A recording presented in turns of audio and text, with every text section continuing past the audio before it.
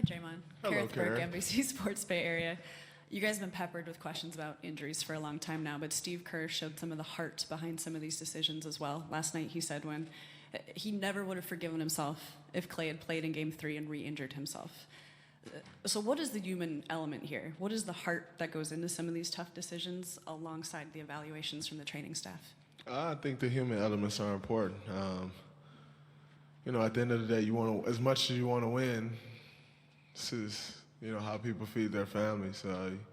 As I've said before, when you have injuries, you live those injuries every day, and so obviously Steve, as a former player, he understands that. And, if Klay was to go out there and play last night and injure his hamstring, he'll be dealing with that for a long time. Even when you hurt like hamstrings and stuff, like, yeah, you may be back healthy in 4 or 6 weeks or whatever, but you're still dealing with that. And so, just understanding that and, taking into consideration a guy's well-being, even more so than necessarily the team's well-being, I think that's important and appreciated as players. Draymond, Ann Killian with the San Francisco Chronicle. You've probably seen the interaction between Kyle Lowry and a fan. The fan turns out to be a minority owner of the team. And I'm just wondering what your take is on that. And I know that you've gotten your fair share of harassment in visiting arenas. I'm just wondering, do you feel that players are kind of vulnerable, a little bit under attack? And what do you think should be maybe done about it? I think players are definitely vulnerable. Anytime you're in a situation where you can do no right, in defending yourself, you're vulnerable. So, if a fan says whatever they want to you and then you say something back, you're fine. If Kyle was to then hit back, a lot more than fine would have then happened to Kyle. In a situation where you're essentially helpless, you're always going to be vulnerable in anything in life. It's not just on the basketball court. In any situation, and you can't help yourself, you're vulnerable. And so I think, as players, we definitely are. But I think, you have to give Kyle a lot of credit in the way he handled it. That's, you're playing in the NBA Finals, so your emotions are running high. For him to handle it the way he did says a lot about his character, a lot about him as a man and the way he handles himself. That was great to see the way he handled that. And, as far as, it all goes, the league has really grown and really having a no-nonsense approach when it comes to fan interactions and fan and player interactions. They've shown that over the course of the years now, and it goes all the way back to the malice at the Palace. And, even from, over the last couple of years to fans, getting removed from games for, getting out of line, the league has really taken a stand on that. And, obviously, it's the NBA Finals, so there's a ton of, eyes and attention on this. And I know, every decision that I've seen, Adam have to make, every tough decision, he's made those decisions. So we'll see what happens. But, you got to give Kyle a lot of credit for the way he handled the situation. He was a true professional in the way he handled that. Are you curious if there's maybe a double standard when you're talking about a partial owner in the way this will be handled?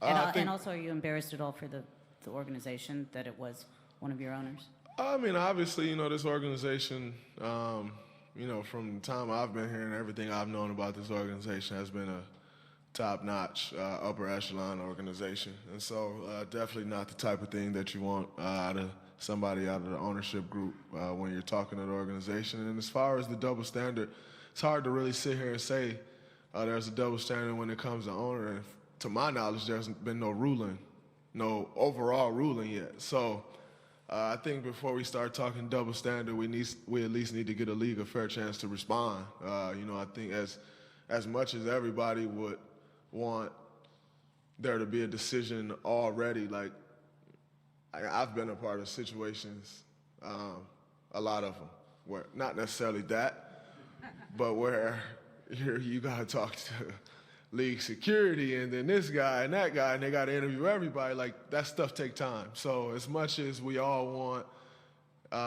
and when I say we all, I mean as the world in general want a response right now, like, the one thing I can say is they do their diligence. And so you just got to let the process play out and see what happened. But I'm not going to sit here and say that there's a double standard and not give them a chance to respond and make whatever ruling they're going to make. Tim in the back. Draymond, Tim Calcom, The Athletic, just following up on that a little bit, just specifically because he's a minority owner. LeBron has mentioned on his Instagram that he should be held to a higher standard. You're part of the team. You're part of representation of the team. Would you agree with that a minority owner should be held to standards of behavior higher than someone else? I mean, I think you have to be. You know, when you're speaking of, like, as players, we are held to a different standard. You know, coaches are held to anybody in the NBA circle. You're held to a different standard, and so I think it's no different. You know, when you start talking of anybody in any ownership group in the league, you're held to a different standard. And I mean, you can say it's unfair or not, like whatever your opinion is on it, whether you're one way or another. That's just the reality of it. We're all held to a different standard, and that's not going to change. You know, this game continues to grow. That standard continues to grow. You know, so you're not. A player in 2019 is held to a different standard than a player was in 1999. Like, that's just the reality of where our game is today. We're all held to a different standard. Fourth row. Melissa Roll in The Guardian. Considering that every player, his whole career, this is the ultimate goal. Now you guys are here and Kevin Durant is out. He still has hope of coming back, the disappointment of, you know, still being held out. How is he handling all of that? I mean, I think he's just trying to get healthy. I'm not really sure if he's being held out or he is. I mean, obviously, I think he's still recovering and whatever, but yeah, I don't really know what's Kevin's day-to-day dealings with the training staff.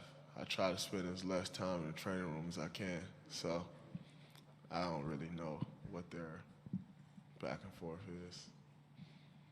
Janie in the front. Draymond, Jamie McCauley from AP. They seem to have an answer for you guys. You know, every time you guys hit a big shot last night, they came up with something. How much getting Clay back in there can you guys make a big defensive adjustment? And Steph said last night, we can't count on our offense to win us another championship. I think having, you know, Clay back is important. You know, when you talk about missing Clay, Kevin, and Kevon, obviously everything will point to the offensive end. But they're three of our top 5 or 6 defenders, you know, and I think that's equally or even more important than the offensive side of the ball. Like, you know, we still scored, 109 points last night? That's enough points to win. We won with 109. So, you know, we got to get stops. And I think, you know, adding Clay back to the fold, you know, is always going to make a difference. The way Clay pressures the ball, or the way he flies around on the defensive end, it'll, you know, that makes a big difference.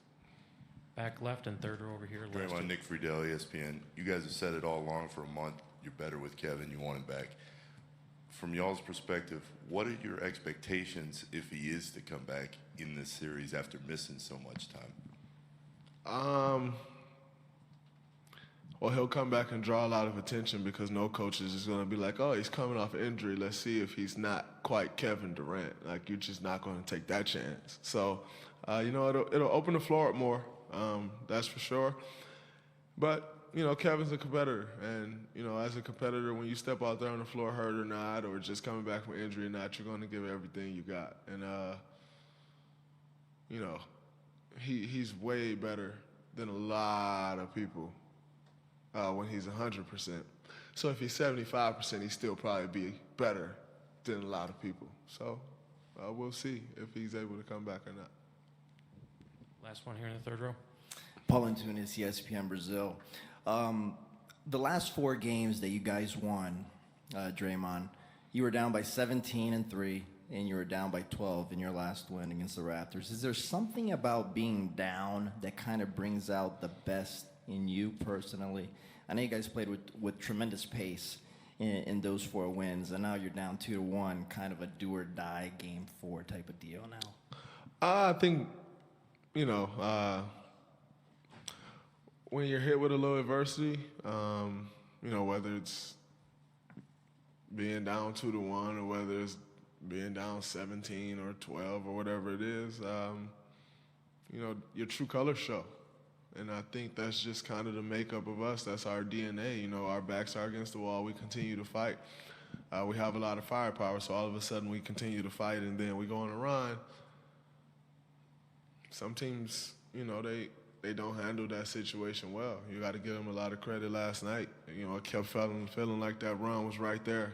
Nick Nurse took some key timeouts, you know, and the guys answered every time we started to make a push. So you got to give them a lot of credit. But I just think, you know, our best basketball is usually played when our backs are against the wall, whether that's in a series, whether that's in one particular game. Thank you, Draymond. Coach Nurse will be right in.